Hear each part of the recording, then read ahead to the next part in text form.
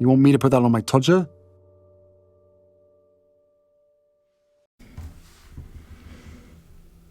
This one's wife. Wootton. I've been smeared. Hello, I'm HG Tudor. Continuing with the revelations that are going to be released by the Byline Times is this information that demonstrates that Dan Wootton was, on top of all of the things that he's been accused of, utilising confidential information in order to pursue his career by way of publishing stories which were negative about the Sussexes. Or is it simply the case that this is some propaganda that has been launched by the Sussexes and he is being smeared? Well, Wootton certainly thinks that he is being smeared. Is this a legitimate complaint, or might this be a questionable response on his part that calls into question what he might be as him playing the victim also? You, of course, can make a determination against the veracity, or rather a determination about the veracity of this information. I provide you with my observations on its content, and I'm going to provide you with more. The information that's been put forward suggests that there was more than meets the eye to the relationship that took place between Dan Wootton and Christian Jones and his partner. The article continues by explaining it's true that Dan Wootton knew Jones's partner pretty well, one source said. At the time, they were quite a young publicist who had worked for a couple of the London agencies and were keen to get on in their career. Dan knew this and made a point of including the publicist in his group, beyond just seeing them at the usual premieres and television events where publicists and journalists tend to rub shoulders. For the publicist, knowing Dan was undeniably useful professionally. Dan had a hell of a lot of power with the Murdoch press, and the publicist sometimes had clients who either wanted to be in those papers or to be kept out of them. They enjoyed the benefits of knowing Dan. Sometimes they got to use the Sun's box at the O2 for gigs. They were often around each other socially in the West End. You'd see them at the usual media haunts like Soho House and Shoreditch House. Sometimes Christian was there too. He got to know Dan through his partner. They used to go out together quite regularly for a while, sometimes in a small group, sometimes in larger ones for food and drinks. It wasn't like it was a secret.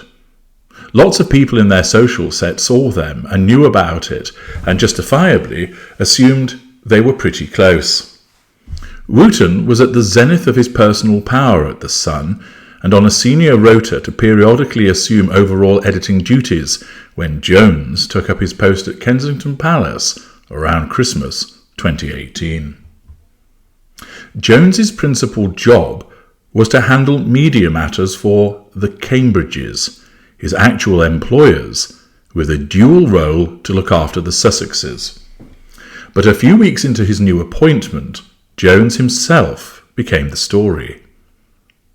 On the 23rd of January, The Sun published photos of Jones out in London's Notting Hill with the Duchess of Sussex under the headline, "What a hottie! This one's wife's hunky new press secretary sets pulses racing as female fans urge Harry to be careful."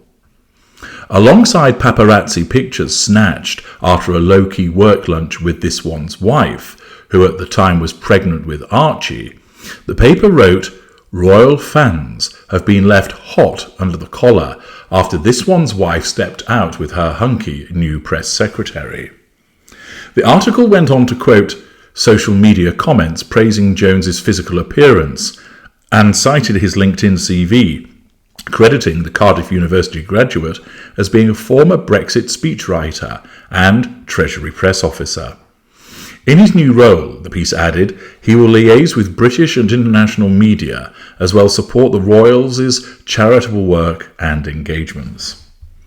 A media management source said the article raised eyebrows at the palace at the time, considering Jones's main job was to be a trusted point man to guide and protect his employers from invasive media coverage.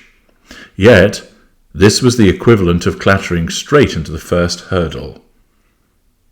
Byline Times understands that any social connection between Wootton, Jones and his partner ended following the investigation into the payments.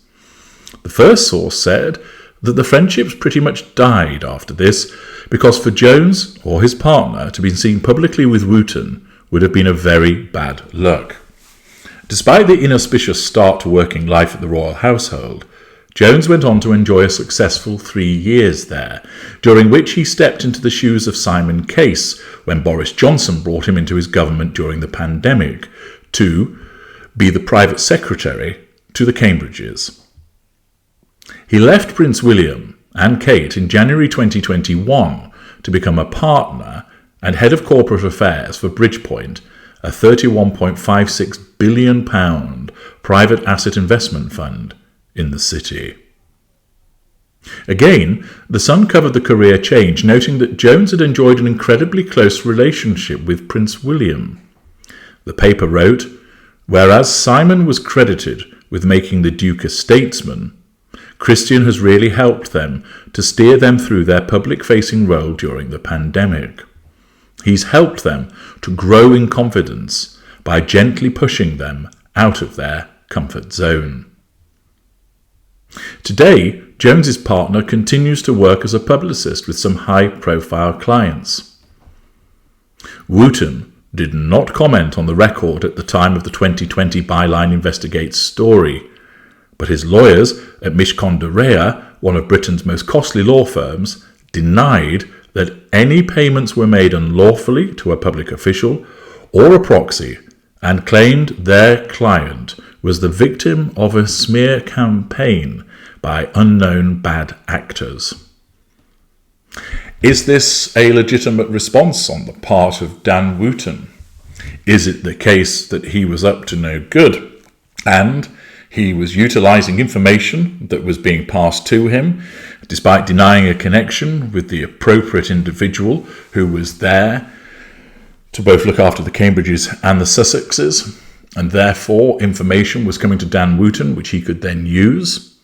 Or is it the case that because he's been a frequent critic of the Sussexes, is it that he's found himself the subject of a smear campaign, that certain actors have moved against him in order to silence him, because he would be repeatedly pointing out the failings and hypocrisies of the Sussexes? Is this another attempt to smear Wootton through this article? Or have they unearthed the truth about him?